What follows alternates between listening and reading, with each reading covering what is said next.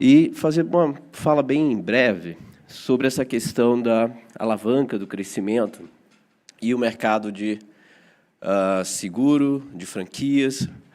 Eu acho que uma das questões que o ministro Gilmar Mendes levantou, e que eu acho de extrema importância, é a chave do crescimento econômico.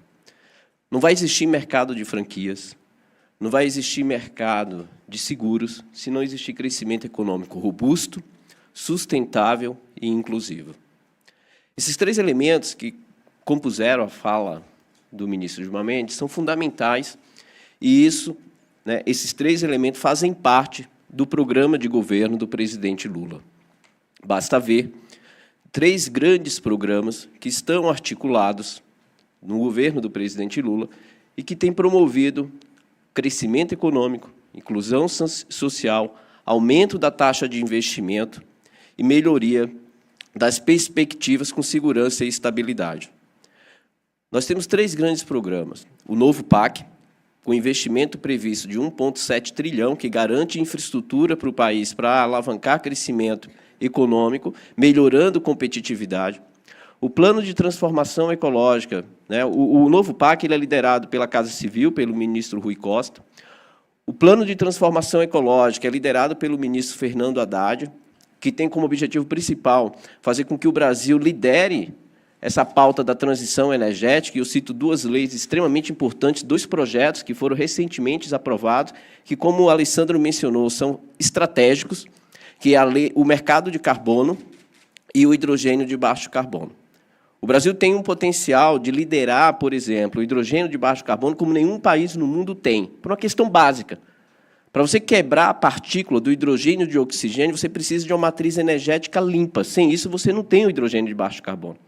E o projeto aprovado pelo ministro Fernando Haddad foi fundamental para trazer previsibilidade e atrair investimento para que não apenas se faça investimento no Brasil de explorar essa possibilidade, mas, ao mesmo tempo, desenvolver a cadeia produtiva no país.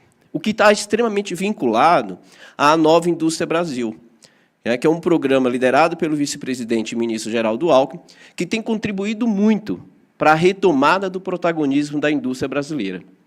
Em 2024, a indústria de transformação cresceu 3,7%, é o maior crescimento dos últimos 14 anos.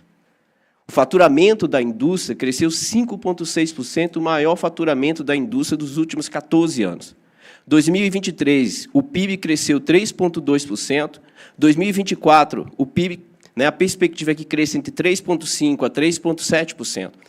E aí é importante lembrar que, entre 2015 e 2022, a taxa média de crescimento econômico foi 0,4%, com o crescimento da desigualdade social, com o crescimento da pobreza e da miséria. Em 2 anos de governo, a pobreza e a miséria se reduziram e a taxa de desemprego bateu a mínima histórica de 6,6%. Por que eu estou citando esses valores? O Alessandro mencionou os dados positivos da economia, porque sem isso, sem esses dados, não existe mercado de seguro e não existe mercado de franquias. A economia brasileira é pujante, é uma das maiores economias do mundo, e o mercado interno é extremamente estratégico, dado que, da composição do PIB, aproximadamente 65% é o mercado interno, é o consumo das famílias. Nós temos um baixo coeficiente de exportação, precisamos melhorar esse coeficiente de exportação, aumentar a inserção internacional brasileira, mas aumentar a inserção internacional brasileira com competitividade, com produtos que agregam valor, com maior nível de intensidade tecnológica.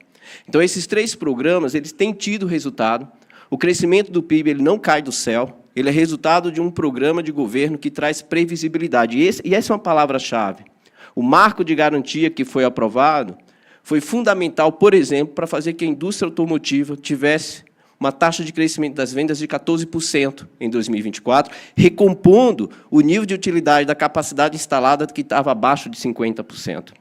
E o mercado de seguros cresce por causa dessa previsibilidade. A reforma tributária é outro elemento fundamental para trazer não só previsibilidade, mas redução da carga tributária para o investimento e para as exportações.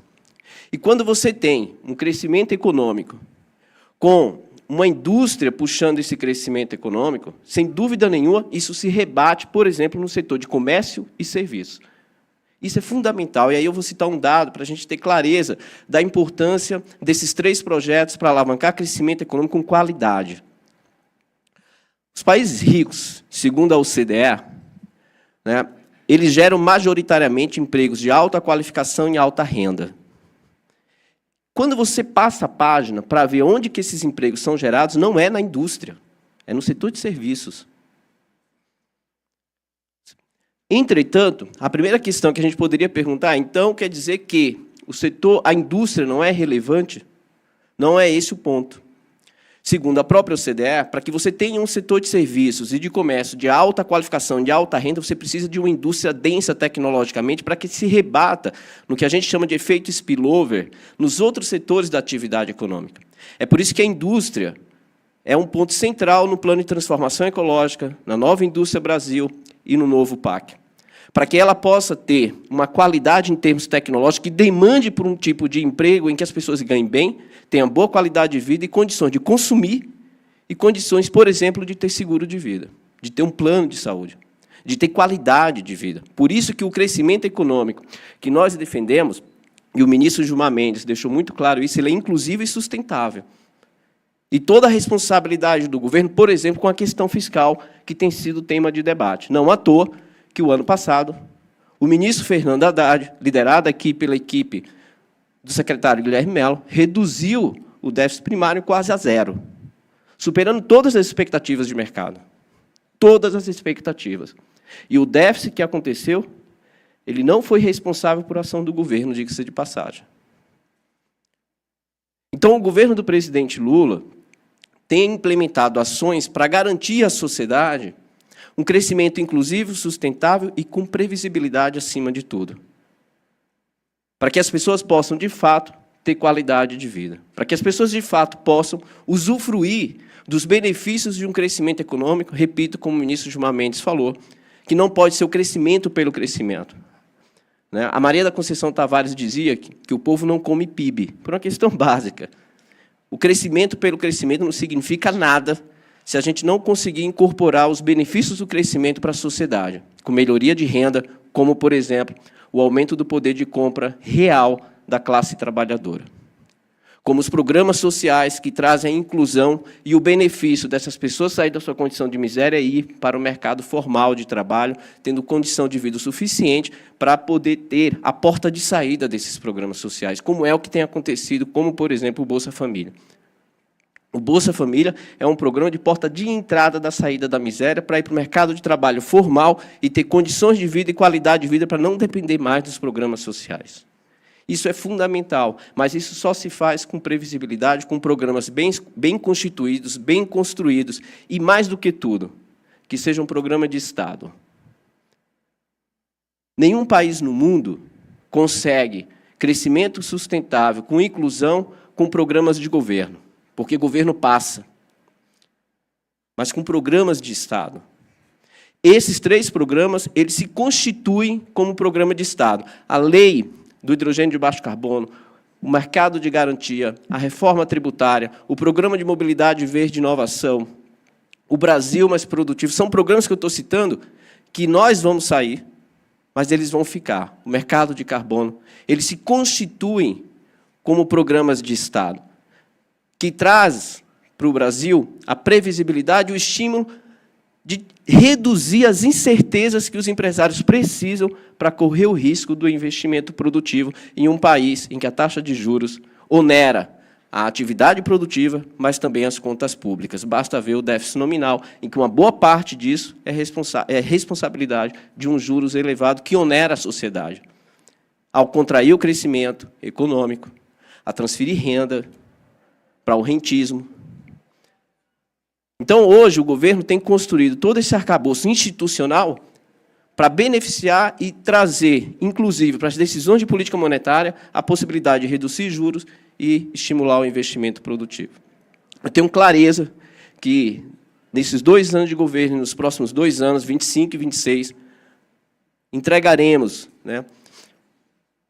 um país com programas estruturantes em que nenhum governo que prezar pelo desenvolvimento econômico, social, inclusive sustentável, vão destruí-los, vão mantê-los, fortalecê-los, para que o país, de fato, possa usufruir de um crescimento econômico sustentável e que o Brasil, de fato, possa ultrapassar a armadilha da renda média e se transformar no país rico, que é o que aconteceu com todos os países que fizeram isso, que prezaram por isso, em particular os países recentes, como Coreia do Sul, como China, que está ultrapassando esse processo, como Tailândia, Malásia, entre outros. Muito obrigado e, mais uma vez, parabéns pelo evento.